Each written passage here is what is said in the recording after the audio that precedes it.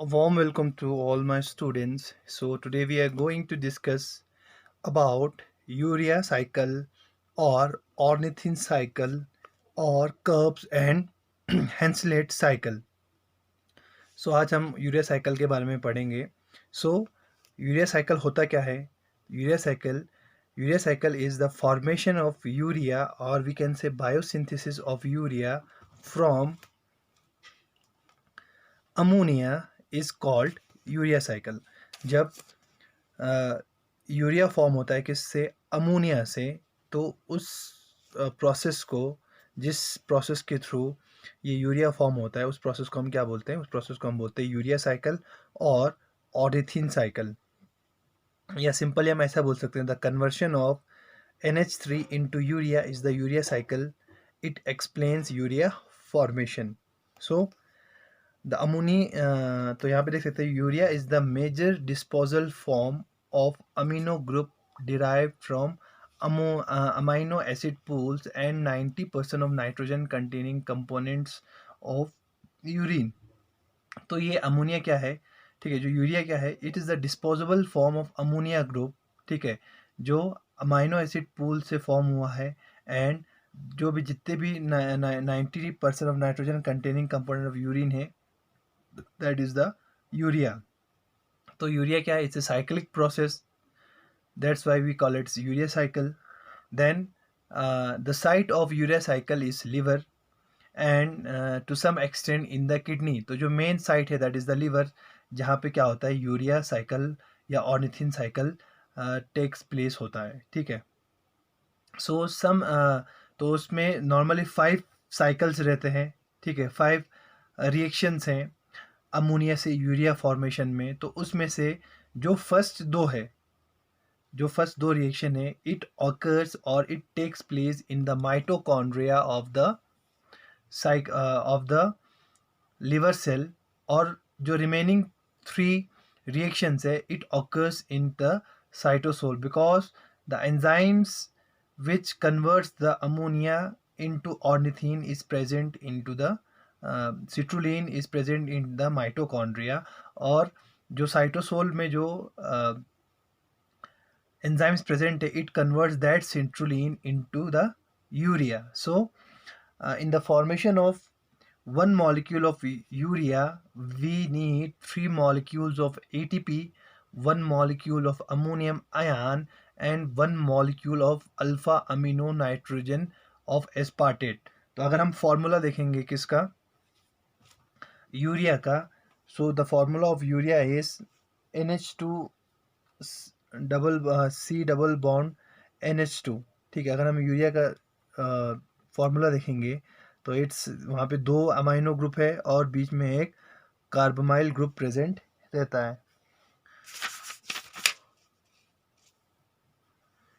NH2 C double bond O. तो हम ऐसे दिखा सकते हैं, NH2 C double bond O NH2. तो this is the formula of ammonia. तो इसमें एक कार्बोमाइल ग्रुप है. So this carbamyl group is taken from the carbon CO2, carbon dioxide. और एक जो NH2 है, इसमें it comes from the ammonia. And यहाँ पे जो एक NH है, it comes from the aspartate residue. Okay. So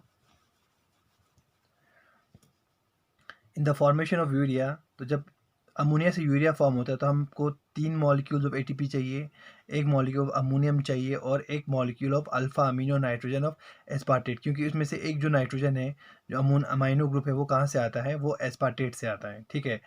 so it's a 5 enzyme catalysed reaction. So this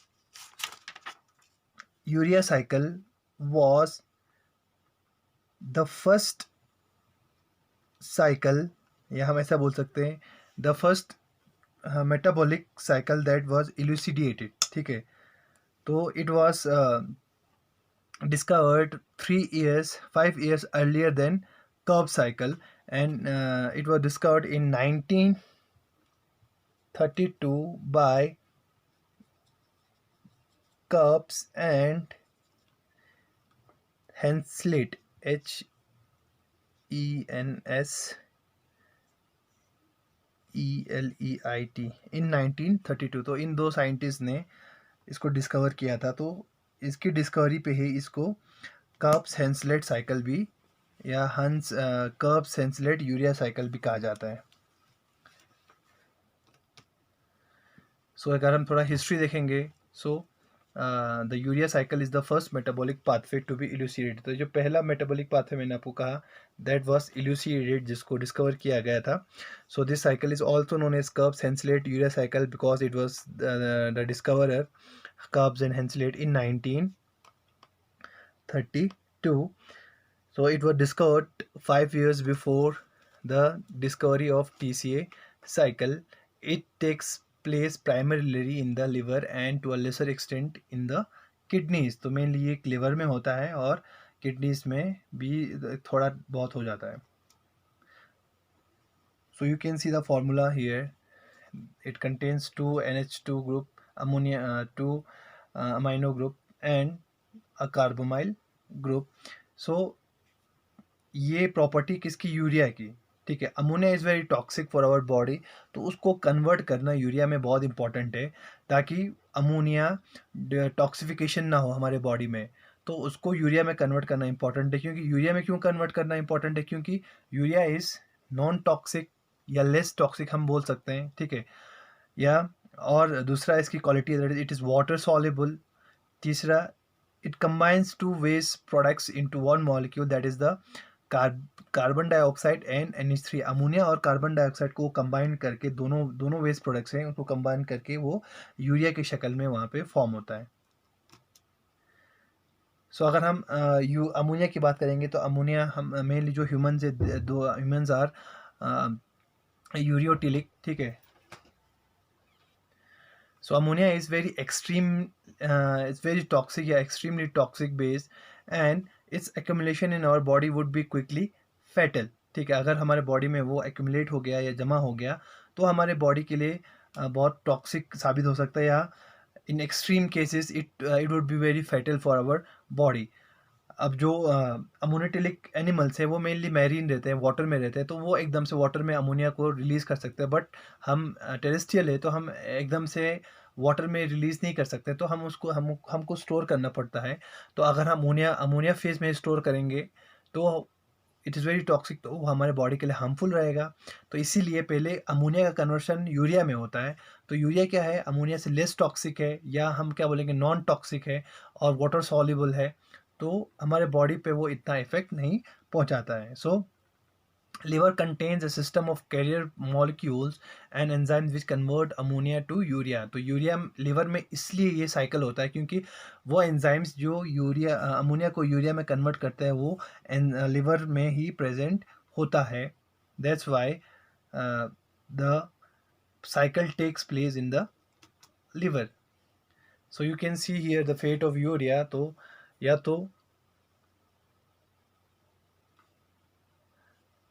या तो यूरिया का conversion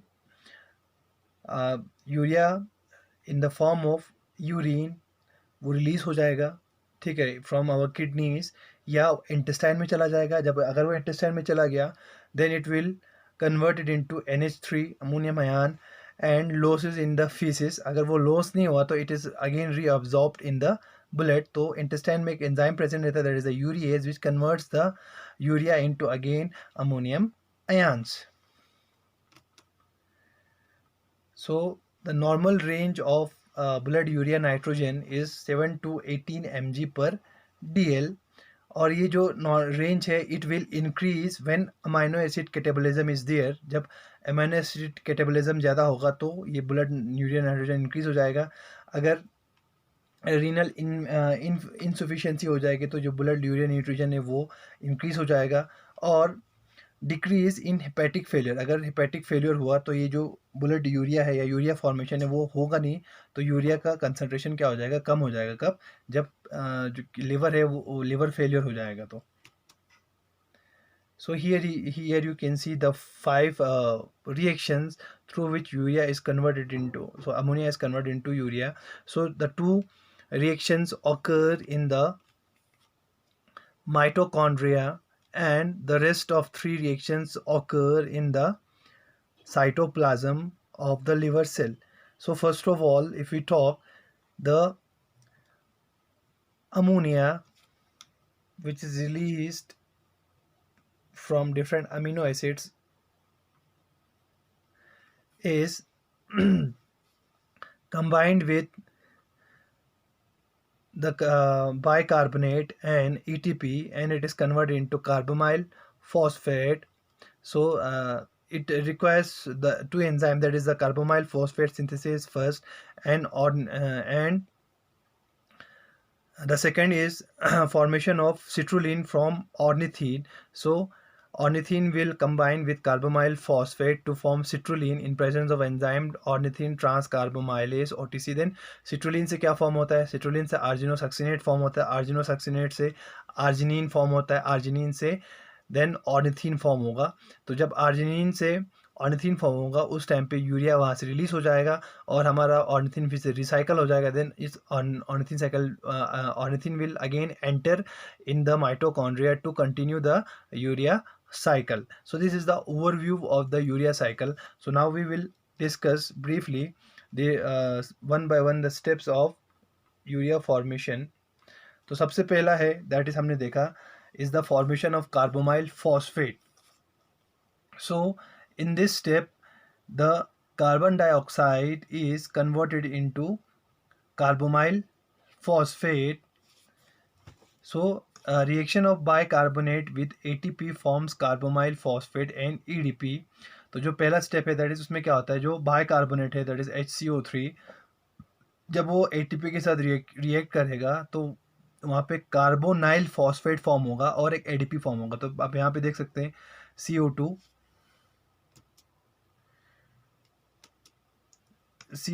is converted into carbamyl phosphate in presence of 2 ATP plus NH3. जब carbon dioxide और NH3 combine होंगे तो वहाँ पे carbamoyl phosphate हो कार्बोमाइल फॉस्फेट फॉर्म होगा. ठीक है, और जो 2 ATP यहाँ पे कंज्यूम हुए it will form 2 ADP because the one phosphate is used here in the formation of carbamyl phosphate. And the second reaction is NH3 is converted into inorganic. NH3 is combines with the carbon dioxide to form the carbamoyl phosphate. तो एक phosphate यहाँ से निकल जाएगा और एक phosphate यहाँ पे बाइंड हो जाएगा. ठीक है, so in the first process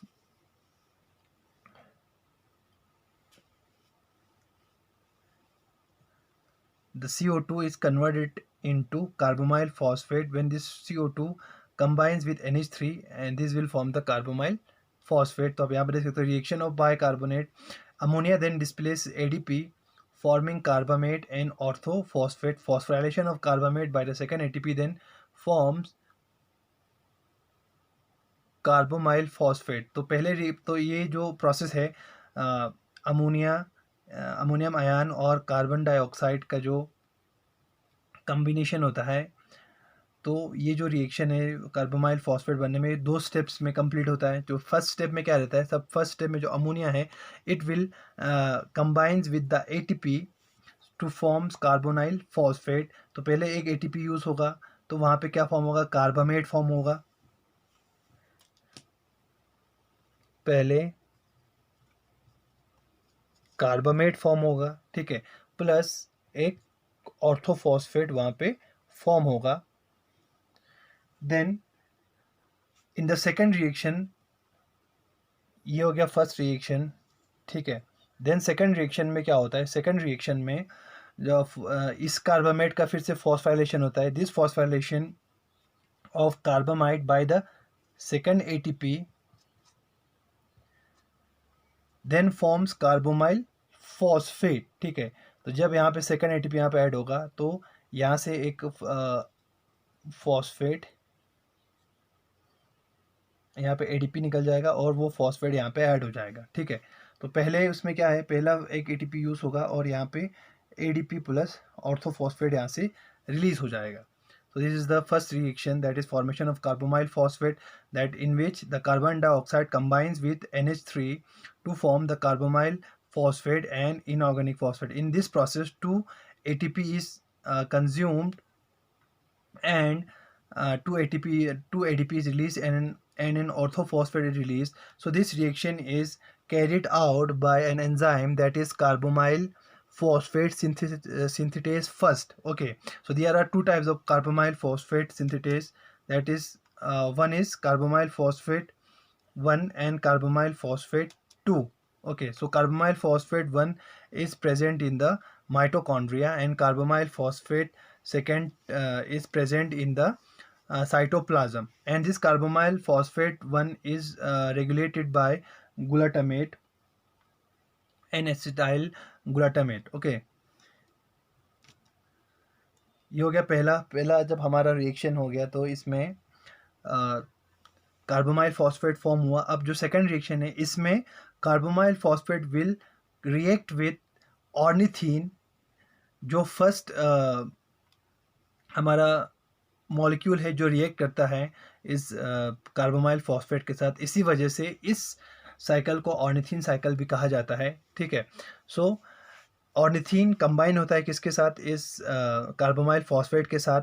then this ornithine is convert into citrulline. So the carbamyl group of carbamyl phosphate is transferred to ornithine forming citrulline and orthophosphate. आप यहाँ पे इस डायग्राम में इजीली देख सकते हैं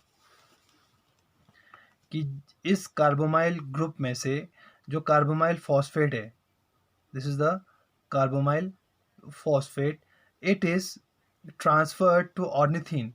तो ये ट्रांसफर होता है कहाँ पे, ऑर्निथीन पे, फॉर्मिंग सिट्रुलिन एंड ऑर्थोफॉस्फेट. तो यहाँ पे देखो सिट्रुलिन फॉर्म हो रहा है. तो यहाँ इन दोनों स्ट्रक्चर में आप डिफरेंस देखो, तो यहाँ का जो C double bond O NH3 है, it is added on this and on this ammonia of ornithine, and the orthophosphate it is released here. Okay, तो यहाँ पे इस NH3 के 2 हाइड्रोजन बॉन्ड्स यहाँ पे ट्रांसफ़र हो गए इस ऑक्सीजन और इस ऑक्सीजन पे ऑर्थोफॉस्फेट के.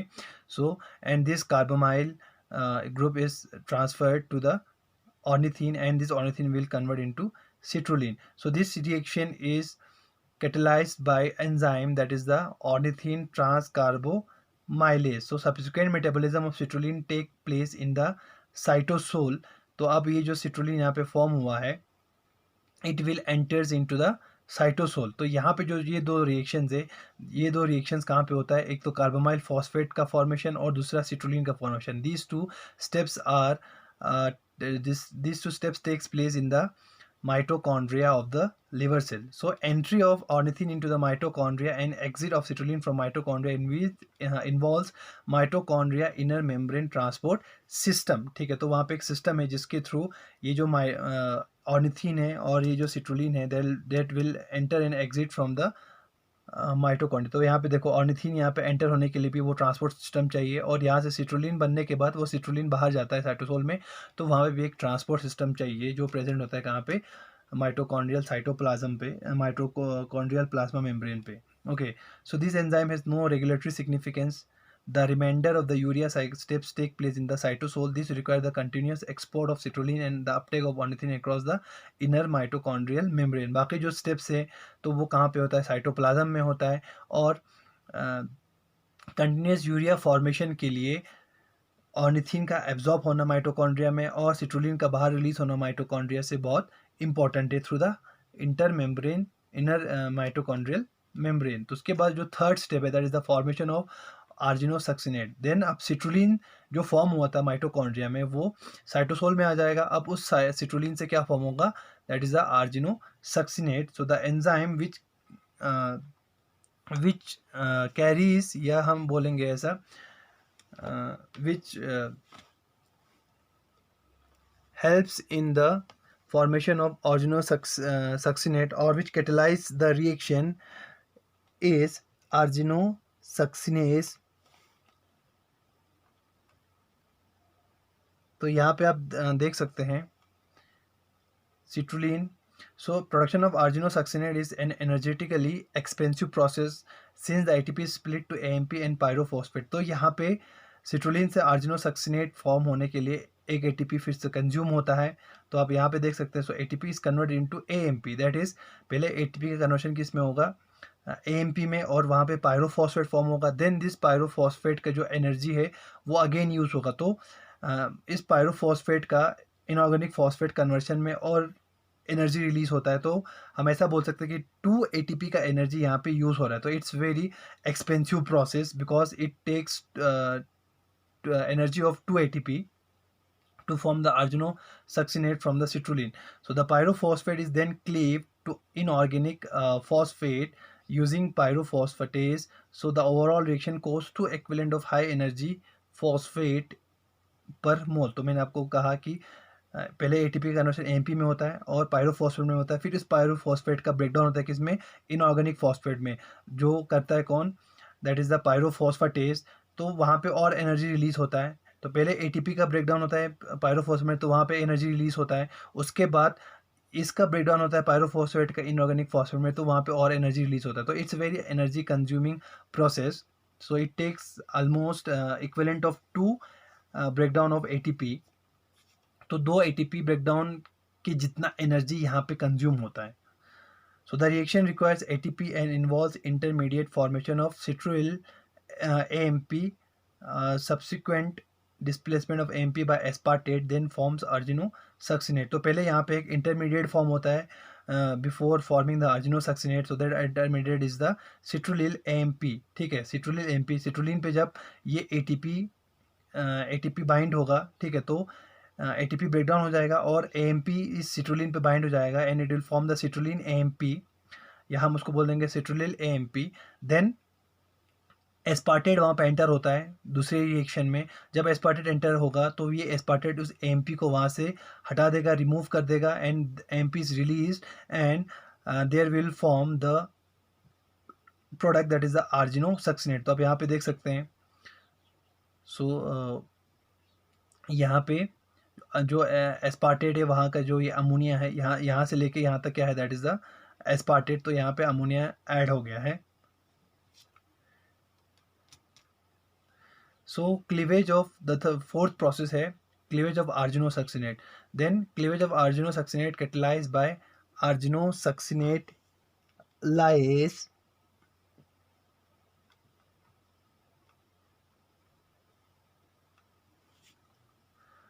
ASL proceed with retention of nitrogen in arginine and release of the aspartate skeleton as fumarate। तो ये जो फोर्थ प्रोसेस है जहाँ पे क्या होता है, आर्जिनोसक्सिनेट का क्लीवेज होता है बाय द आर्जिनोसक्सिनेट लाइस। तो ये जो एंजाइम है वो क्या करता है, argininosuccinate lyase, it proceeds the retention of nitrogen. जो नाइट्रोजन एस्पार्टेट से आया था उसको उस आर्जिनोसक्सिनेट में रखता है, ठीक है, हमारे प्रोडक्ट में रखता है, एंड जो एस्पार्टेट स्केल्टन है उसको रिलीज करता है in the form of fumarate. So addition of water to fumarate forms L malate and subsequent NAD plus dependent oxidation of malate from oxaloacetate. अब देखो यहाँ पे जो फ्यूमरेट फॉर्म होता है it will enters into the Krebs cycle and will form the oxaloacetate. तो इस reaction में क्या होता है, अब यहाँ पे देख सकते हैं। तो जो आर्जिनोसक्सिनेट है, आर्जिनोसक्सिनेट पे आर्जिनोसक्सिनेट का क्लीवेज होता है बाय द आर्जिनोसक्सिनेट लाइस। तो फ्यूमरेट वहाँ से निकल जाता है। तो आप इस रिएक्शन इस स्ट्रक्चर को देखो अच्छे से। तो इन दोनों में क्या डिफरेंस दिख रहा है आपको, दैट इज इस सी पे एक NH2 ग्रुप यहाँ पे ऐड हो गया। अब ये जो N है it is the nitrogen alpha amino nitrogen of aspartate. तो एस्पार्टेट का रोल यही है कि वो इस नाइट्रोजन को डोनेट करता है कि इसको पर्टिकुलरली दिस आर्जिनोसक्सिनेट को, मेनली सिट्रुलिन को, ताकि वहाँ पे आर्जिनोसक्सिनेट फॉर्म हो सके। तो जो पहला एंजाइम है जो सिट्रुलिन को आर्जिनोसक्सिनेट में कन्वर्ट करता है that is the argininosuccinate synthetase first. ठीक है, तो वो मैंने आपको वहाँ पे बताया नहीं, that is the argininosuccinate synthetase first. आप लिख देना, तो मैं यहाँ पे लिख देता हूँ आर्जिनोसक्सिनेट सिंथेटेज फर्स्ट। तो ये क्या करता है, ये सिट्रुलिन को आर्जिनोसक्सिनेट में कन्वर्ट करता है। तो मैंने आपको वहाँ पे पहले मेंशन नहीं किया था, यहाँ पे मेंशन कर देता हूँ। देन उस आर्जिनोसक्सिनेट का कन्वर्शन किस में होता है, आर्जिनिन में, in presence of enzyme that is the argininosuccinate lyase, ठीक है। तो वो एंजाइम क्या करता है, इस आर्जिनोसक्सिनेट को क्लीव करता है by and only retaining the nitrogen from the aspartate and releasing the aspartate skeleton in the form of fumarate. Then this fumarate will enter in the Krebs cycle and form the oxaloacetate. So in each case fumarate is formed as a byproduct. Fumarate is not transported by the mitochondria, so this requires the presence of cytosolic fumarase to form malate, ठीक है। then तो ये जो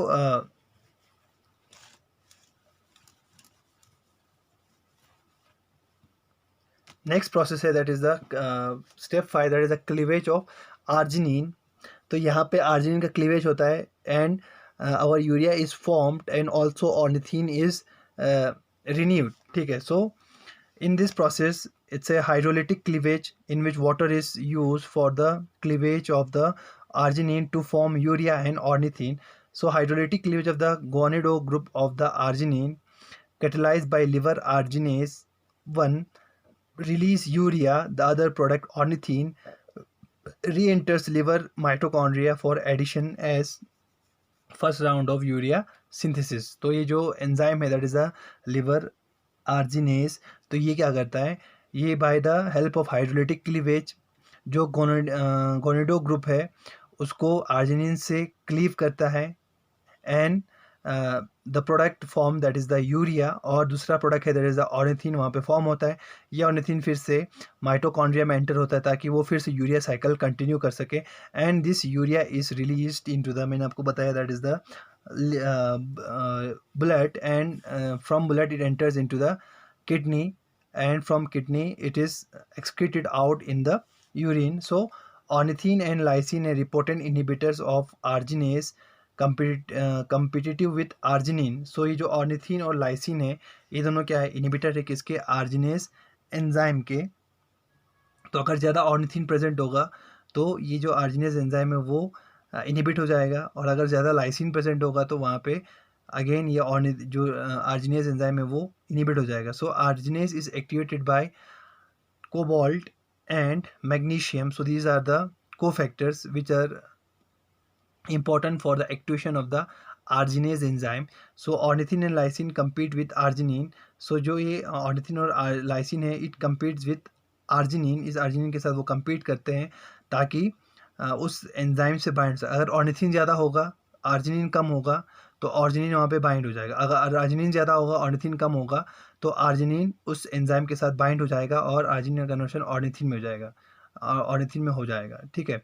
सो the ornithine and lysine are a competitive inhibitor of arginine for the enzyme that is the arginase. So in this 5 step the ammonia is converted into urea. तो आप यहाँ पे देख सकते हैं, यहाँ से जो ये जो प्रोडक्ट है, ये जो स्केल्टन है, तो it is release in the form of urea. So वो हाइड्रोजन ये वाटर से आता है और यहाँ पे जो दो मॉलिक्यूल्स है हाइड्रोजन के ये यहाँ पे ऐड हो जाते हैं। सो CH2 NH3 CH2 CH2 CH NH2 CO form होता है that is our ornithine and here is the urea that is a C double bond O NH2 is released from the product, okay.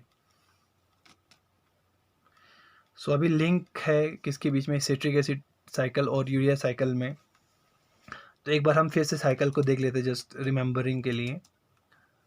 तो मैंने आपको पहले बताया कि जो भी प्रोटीन कैटाबॉलिज्म है, जो प्रोटीन ब्रेकडाउन है, वहाँ से जो अमोनिया फॉर्म होता है it will enters in the mitochondria and it will enters in the urea cycle. तो ये जो अमोनिया है प्लस जो बाई कार्बोनेट है दैट इज हम कार्बन डाइऑक्साइड का बोल सकते हैं, कार्बन डाइऑक्साइड और 2 ATP ये दोनों कंबाइन होके हमारा फर्स्ट प्रोडक्ट फॉर्म होता है that is the carbamoyl phosphate in the presence of enzyme carbamoyl phosphate synthetase first, ठीक है। और इसके साथ एक एंजाइम जो वर्क करता है that is the N acetyl glutamate synthetase, जो इस कार्बोमाइल फॉस्फेट सिंथेटेज के साथ वर्क करता है to form the carbamoyl phosphate. तो जब यहाँ पे कार्बोमाइल फॉस्फेट फॉर्म होगा उसके साथ ATP में से 2 ATP रिलीज होगा और एक इनऑर्गेनिक फॉस्फेट वहाँ पे रिलीज होगा। Then carbamyl phosphate will combine with the ornithine and convert into citrulline in presence of enzyme ornithine transcarbamylase। ठीक है, तो यहाँ पे दूसरा हमारा रिएक्शन होता है, ये भी कहाँ पे होता है, माइटोकॉन्ड्रिया में होता है, लिवर के। So carbamoyl phosphate is now convert into citrulline when it combines with the ornithine in presence of enzyme ornithine transcarbamylase, it is converted into citrulline. Then this citrulline will exit out from the mitochondria through transporter, inner membrane transporter in the cytosol. In the cytosol this citrulline is converted into arginosuccinate। तो यहाँ पे इन्होंने aspartate ऐसे दिखाया है नहीं, यहाँ पे एस्पार्टेट ऐड होता है। सो it combines with the citrulline combines with the aspartate so that the amino group of aspartate is transferred to the citrulline to form the arginosuccinate. So this reaction is catalyzed in presence of enzyme arginosuccinate synthetase first. Okay, now this arginosuccinate is converted into arginine. So arginosuccinate lyase cleave this catalyze this reaction. This arginosuccinate lyase cleave arginosuccinate by releasing the fumarate, या हम ऐसा बोल सकते हैं releasing the aspartate cytoskeleton in the form of fumarate and retaining the nitrogen of aspartate and will convert into arginine. Okay, then this arginine is further cleaved into ornithine and urea by the enzyme arginase. It is a hydrolytic process, it needs water। तो water का use होता है यहाँ पे ताकि इस arginine का cleavage हो जाए किसमें, ऑर्निथिन और यूरिया में। Then this urea will enter in the blood, then from blood it enters into the kidneys to for excretion, and the second product, that is the ornithine, it is recycled and renewed, and now it's ready for continue a new round of urea cycle. So in this way urea cycle is completed. Okay, so it's a 5 step process and needs 5 enzymes। तो यहाँ पे आप link देख सकते हैं किसके बीच में, यूरिया साइकिल और टीसीए साइकिल के बीच में। यू कैन सी यहाँ पे कार्बोमाइल फॉस्फेट, यहाँ से जो आर्जिनोसक्सिनेट फॉर्म होता है या एस्पार्टेट जो कार्ब साइकिल में फॉर्म होता है, it will enter in the urea cycle. और जो यहाँ से फ्यूमरेट फॉर्म होता है, it will enter in the carb cycle. जो ग्लूटामेट से अल्फा कीटोग्लूटारेट फॉर्म होता है, तो वहाँ से एस्पार्टेट एंटर होता है किसमें, फिर से कार्ब साइकिल में। So it is the connecting link between the urea and Krebs cycle, urea cycle and Krebs cycle. तो रेगुलेशन यूरिया साइकिल का एक होता है कोर्स रेगुलेशन और दूसरा होता है फाइन रेगुलेशन, जिसको हम एलोस्टेरिकल रेगुलेशन बोलते हैं। तो जो कोर्स रेगुलेशन है वो डिपेंड करता है आपके प्रोटीन कंटेंट में, डाइट में प्रोटीन कंटेंट कितना है। अगर ज़्यादा प्रोटीन होगा तो ज़्यादा वहाँ पे यूरिया साइकिल चलेगा, क्योंकि जितना प्रोटीन ब्रेकडाउन होगा उतना वहाँ पे अमोनिया फॉर्म होगा, तो उस अमोनिया को यूरिया में कन्वर्ट करने के लिए यूरिया साइकिल वहाँ पे स्टार्ट होगा। ठीक है, then starvation, urea cycle elevate to meet increase rate of protein catabolism. तो अगर हम स्टारवेशन के टाइम पे भी ये यूरिया साइकिल क्या होता है, बहुत इंक्रीज लेवल होता है, क्योंकि जब हम स्टार्व करेंगे, जब हम फास्टिंग करेंगे, तो उस टाइम पे जो प्रोटीन है उसका ब्रेकडाउन होता है। तो प्रोटीन का ब्रेकडाउन होना मीन्स वहाँ पे अमाइनो एसिड फॉर्म होना, अमाइनो एसिड फॉर्म होना मीन्स वहाँ पे अमाइनो ग्रुप फॉर्म होना, अमाइनो ग्रुप फॉर्म होना मीन्स वहाँ पे अमोनियम फॉर्म होना। तो इस कंडीशन में क्या होता है, जो यूरिया साइकिल है उसका जो रेगुलेशन है वो अब रेगुलेट हो जाता है। दूसरा है फाइन रेगुलेशन, जिसको हम क्या बोलते हैं, एलोस्टेरिकली। तो जो फर्स्ट हमारा एंजाइम है that is the citrulline carbamoyl phosphate synthetase first. It is regulated by a positive effector, that is the N-acetyl glutamate। तो ये जो N-acetyl glutamate है इसको रेगुलेट करता है। तो आर्जिनिन एक्टिवेट NAG सिंथेटेज। तो जो आर्जिनिन है इट एक्टिवेट्स NAG सिंथेटेज, आप इस डायग्राम में देख सकते हैं। तो एसिटाइल कोएंजाइम्स और ग्लूटामेट दोनों कंबाइन होकर क्या फॉर्म होता है, एन एसिटाइल ग्लूटामेट फॉर्म होता है in presence of enzyme N acetyl glutamate synthesis. And this enzyme is again this is regulated by the arginine which is formed in the urea cycle। तो जितना arginine present होगा उतना N acetyl glutamate वहाँ पे form होगा। तो जब N acetyl glutamate form होगा तो this N acetyl glutamate will activate our carbamyl synthetase first। When this carbamyl synthetase first is activated, then it converts the bicarbonate and ammonia into carbamyl phosphate। So energetics हम देख सकते हैं यहाँ पे urea cycle का। तो the overall reaction में भी summarise as NH3 plus CO2 plus aspartate gives us urea plus fumarate. तो अमोनियम आयंस और कार्बन डाइऑक्साइड और एस्पार्टेट यूज़ होते हैं यहाँ पे, ताकि वहाँ पे यूरिया और फ्यूमारेट फॉर्म हो सके। और इस प्रोसेस में हमने देखा, जो पहले फर्स्ट रिएक्शन है वहाँ पे 2 एटीपी यूज़ होता है, उसके बाद जो थर्ड रिएक्शन है वहाँ पे 1 एटीपी यूज़ होता है। वो एटीपी कन्वर्ट होता है किसमें, एएमपी और पीपीआई में, which is equivalent to 2 ATPs. Then जो ये पायरोफॉस्फेट फॉर्म होगा, पायरोफॉस्फेट का ब्रेकडाउन होगा किसमें, इनऑर्गेनिक फॉस्फेट्स में, तो उस टाइम पे भी एनर्जी रिलीज होगा। तो टोटली हम ऐसा बोल सकते हैं यहाँ पे 2 एटीपी का एनर्जी यूज़ हुआ है, ठीक है। तो टोटल हम बोलेंगे 4 ATPs energy are used. So the urea cycle consume 4 high energy phosphate bonds. Fumarate formed in the first step may be converted into malate. Malate when oxidized to oxalo state produce 1 NADH। तो ये जो फ्यूमारेट यहाँ पे urea cycle में form हुआ, तो वो कब साइकिल में एंटर होगा, कब साइकिल में आपको पता है फ्यूमारेट से ऑक्सिलो स्टेट फॉर्म होता है। जब ऑक्सिलो स्टेट फॉर्म होगा तो उस टाइम पे एक NADH रिलीज होता है, that is equivalent to 2.5 ATP। तो उसके हिसाब से हम ऐसा भी बोल सकते हैं कि 3 एटीपी कंज्यूम होता है रिएक्शन में, और 2.5 एटीपी फॉर्म होता है। तो हमें पता है 2 इसमें से 4 एटीपी का एनर्जी यूज़ हुआ है, क्योंकि जो पायरोफॉस्फेट है उसका ब्रेकडाउन हुआ था किसमें, इनऑर्गेनिक फॉस्फेट में।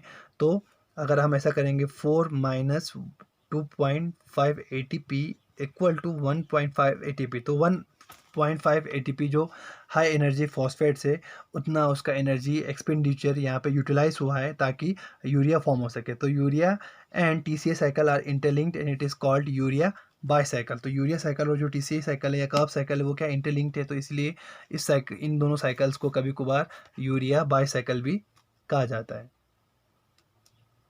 Okay, so this is all about the urea cycle and its energetics. Thank you.